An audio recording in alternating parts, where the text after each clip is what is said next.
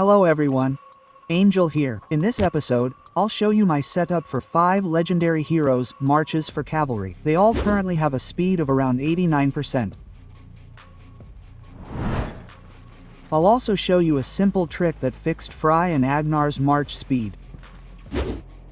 I think many of you are complaining about this march speed. I'll show you how I fixed it. A very simple trick. It might not be for everyone, but it definitely is for me. I'm taking it for granted. As you know, I'm free to play, so I probably won't be engaging in hard trades with other cavalry legions. We'll rather be hunting. However, when it comes to hard trades, I've also prepared something for that, so it's worth waiting until the end of this video. Before I show you my 5 marches, before I reveal more secrets, I remind you to leave a thumbs up and subscribe if you haven't already. If you appreciate this content more, you can become a supporter of this channel, for which I thank you in advance. So, without further ado, I think it's time to show you my 5 cavalry legions. Yes, my 5 bomb cavalry. This is my setup for 5 cavalry legions. For the record, most of my legions have an overall speed of 89%. So each of these marches has around 89%. Anioł with LSY. March speed of 89%. Urok with Agnar. This is my slowest march, but a very important note. Here, we can still gain 2% march speed from the skill. We currently have 86%. So plus 2, we'll have 88%. But the real mystery lies in this talent. If I raise this talent to 3 stars, it's not some outstanding Manticorian, but it mainly serves to fix march speed. We can still gain an additional 2%. Currently, we have 16%, right? We can gain another percentage, almost 1.5%, so we can gain another 3.5% combined with Urog's missing skill, which, as you'll see in a moment, is 3.5%. Well, we'll have practically 90%, right? 90% march speed, so that's also 8,990%. And my Farandel has it too. Of course, we have 87% march speed here, but we're also missing 1. We're close to getting that skill up, so we'll also have 89% march speed. And my fastest march, which has to run in first, has 92% march speed because this march in my case runs in first to inflict a 30% HP penalty on the enemy we're attacking. Believe me, if you're running into ranged legions, then if we take 30% HP from things like mages or archers, just to be honest, look at this. That's the base HP of our legions. Yes.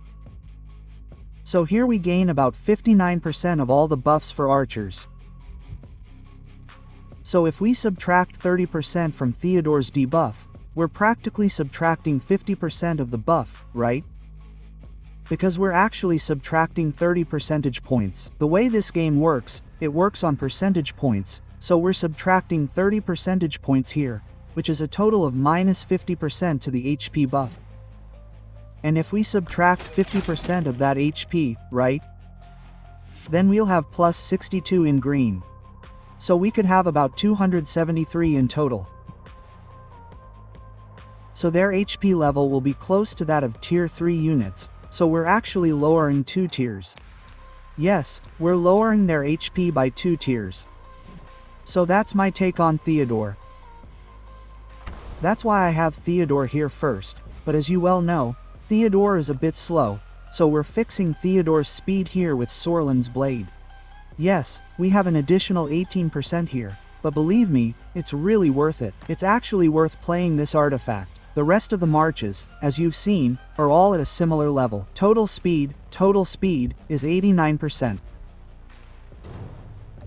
Ultimately, I can still gain 5% of the 15 VIP, once we have 15 VIP, so we'll actually have a total of 94% march speed. However, I know this march speed may not tell the whole story. So the base march speed I have here is 10%, which is what a hero usually has. Yes, a hero usually has 10% march speed. Ferrandel is a bit different, as he can have up to 20% here, but then we cut back in the talent tree. Then we don't give that speed here, we just go for it, for example, in PvP, and then everything evens out for us. But when it comes to a classic tree, yes, a classic tree, what does it look like with a hero and a talent tree? A hero usually has 10, right? So we're counting 10, and in the talent tree, I'm going like this. The hero has 10, here we have 6, so we have 16, 21. 31, 41, and with this talent, we have 56 march speed. So, the classic speed of my heroes is 56% of the march speed, if we add up the talent trees plus the heroes. Maybe I'll show you my talent trees. As for running, well, I'm already showing you what it looks like. And let's go back to the city. Let's take these legions out in front of the city so you can see that everything is running very evenly. Very evenly. Let's click somewhere here. And let's see how beautifully everything runs. Yes. And I think you have proof here that everything can be done to run evenly. We can also send them somewhere really far away. And see that these times are practically identical. Yes, as I said, Urok might still have 3.5%, so that's all really. If you're running short distances where you're maneuvering, for example, over such a distance, then everything is equal, right? Everything is equal. Everything works as it should. So that's just my problem, because I don't have it yet. My Urok doesn't have this skill yet, but if we get it, it won't fall behind. However, even at this point, you can already play like that. Yes, those 2% aren't really much, they change very little. Let's move on to the talent trees of my main characters, my captains. As you know, I'm a free-to-play player, so I'm more of a hunter. And I have to be fast, so if enemy cavalry tries to run at me, I can run away from them. I don't have to engage in combat, so my 3 should always be good. Let's start with Ney. Maybe this is what Ney's skill tree looks like. Classically, in the talent tree, I have 6, 11, and 26. March speeds in the talent tree. And then I have this. I always take healing, and here we have damage. Yes, such a simple tree. This is my captain number 1. Captain number 2 has an identical melee tree. Maybe I should actually put this talent here instead of here, but for now I'm testing. Yes, for now I'm testing whether archer control is better, because we have, you know, long-range warfare here, but I think I'll change it to lower counterattack damage, because this talent is very cool when attacking infantry with our elk riders. However, the talent is identical. The melee talent tree is identical to Ney's. Captain number 3, Ferrandel. Yes, remember that in the case of Ferrandel, if you have this skill maxed, you don't need to take march speed here. I take it here because I don't have it maxed yet. Yes, but you can also see that the left branch is identical, classic, you could say. And then I would go to the middle here, and take this and the last talent. Perhaps I would increase counterattacks. Who knows? Here we also have a total of 56%. So here it's 56, 56, 56. Urok is the next captain. And Urok, of course, has 6, 21, 31, 41. Here you can have 51. And we get another 4%. From this talent, so we also have 55%. But that 1% will be virtually unnoticeable if you equip this talent in your pet. If you equip this talent in your pet with 3 stars, practically everyone will walk equally, because this talent here rewards us with 5% march speed. That's why everything is equal here. And my last captain is Theodore. As you can see, my Theodore has this tree here. Here, we have double the march speed, so we're making up for it with Sorlin's blade. Yes. And that's it. Theodore runs in first to apply debuff, so it'll be easier for me to swat the legion I'm targeting. We'll also do a little demonstration of how this all works in a moment, and one very important note, regarding your ag. My Urok has defense break here, so not only does Theodore take 30% of his HP, but Urok also breaks 10% of his defense. So each of my cavalry legions deals even more damage. Or maybe we should do a little demonstration here, hopefully without getting caught. We have 3 legions here. Yes, we have 3 mage legions, so let's do a little demonstration of whether I can shoot someone. I don't know if I have auto casting enabled, but let's turn it on so you can see. Also, if we turn on artifacts, there's absolutely nothing left to collect from anyone.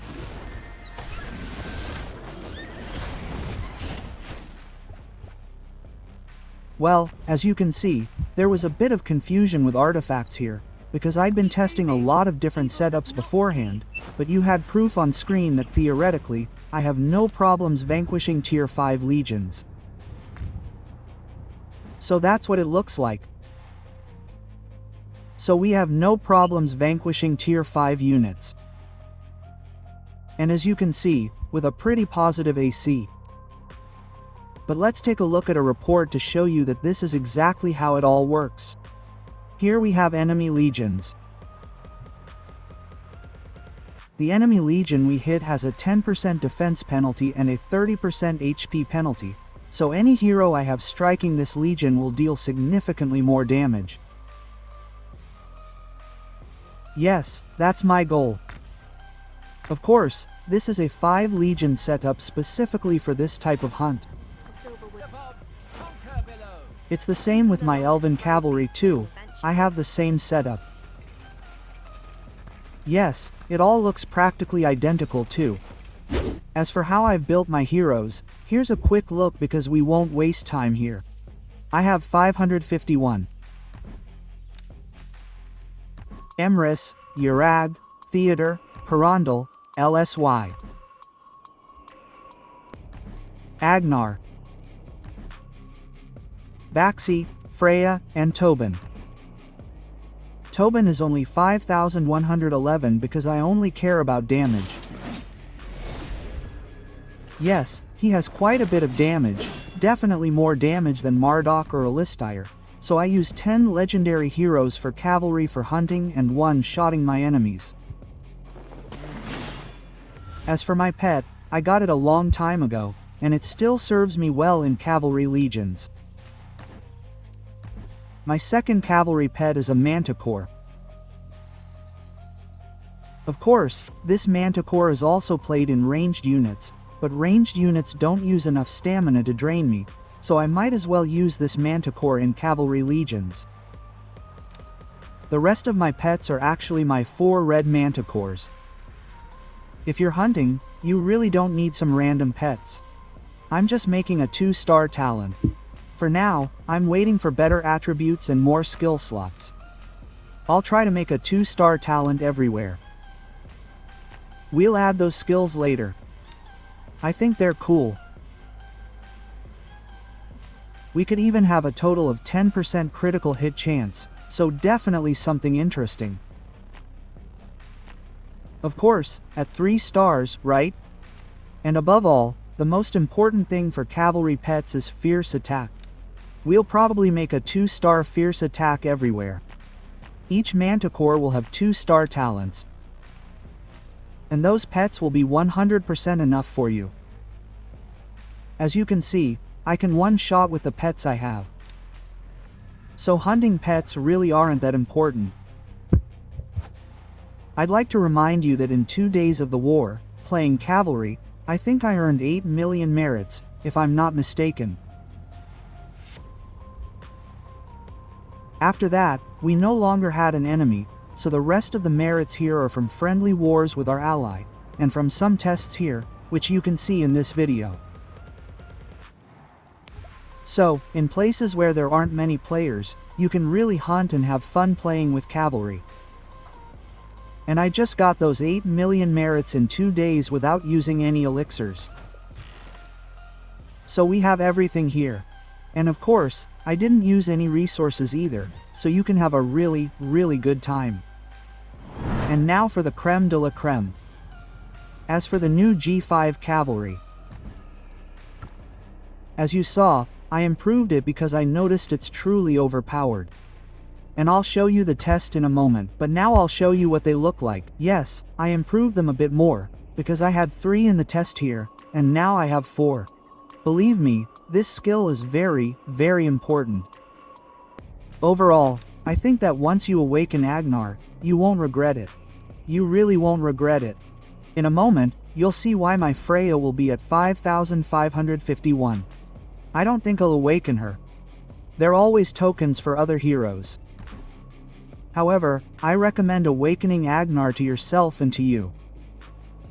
Now let's move on to the test, which will show you why it's worth doing. We leave our city.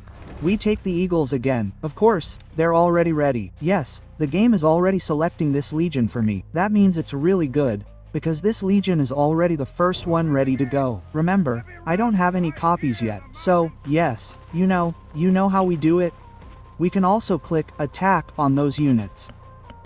We click attack on Nico, switch the camera, and as we get closer, as we run in, he'll attack our eagles with all his legions. And we'll see what the reports are.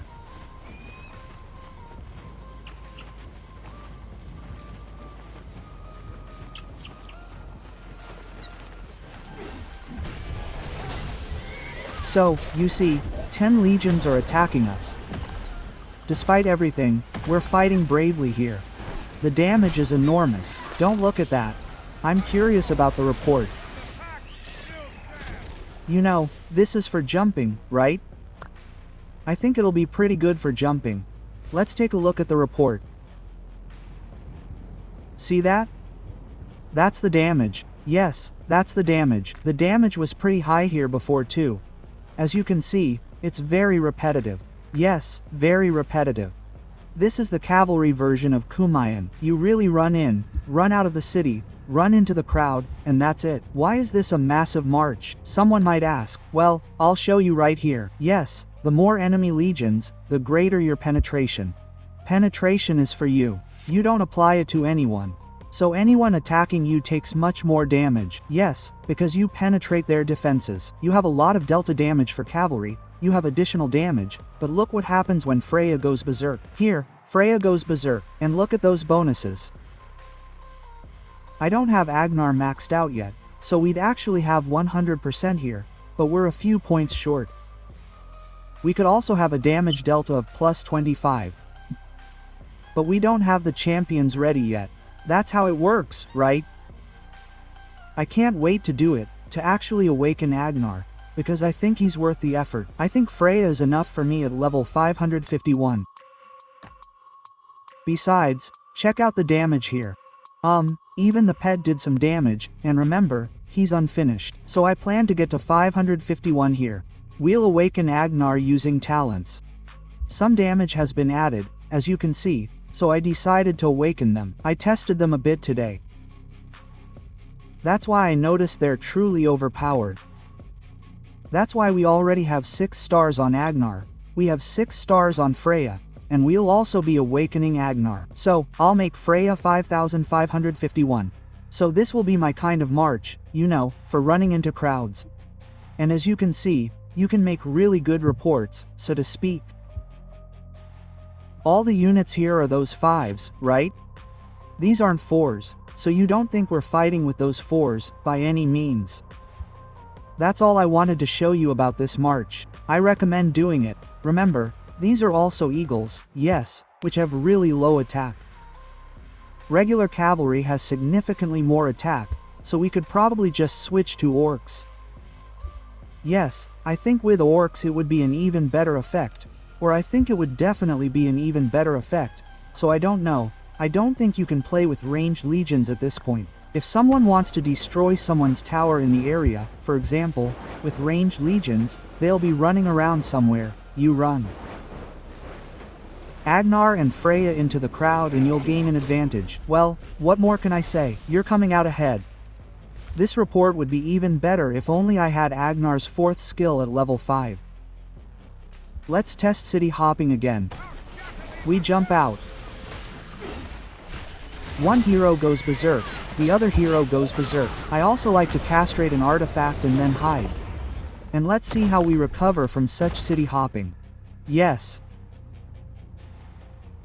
Everything is correct. Let's also take a look at the artifact damage. As you can see, eagles can hit, right? Eagles can hit. I'm convinced that with Orc Cavalry, it would be 100,000 each. I don't think it would be 100,000 each if we were playing orcs.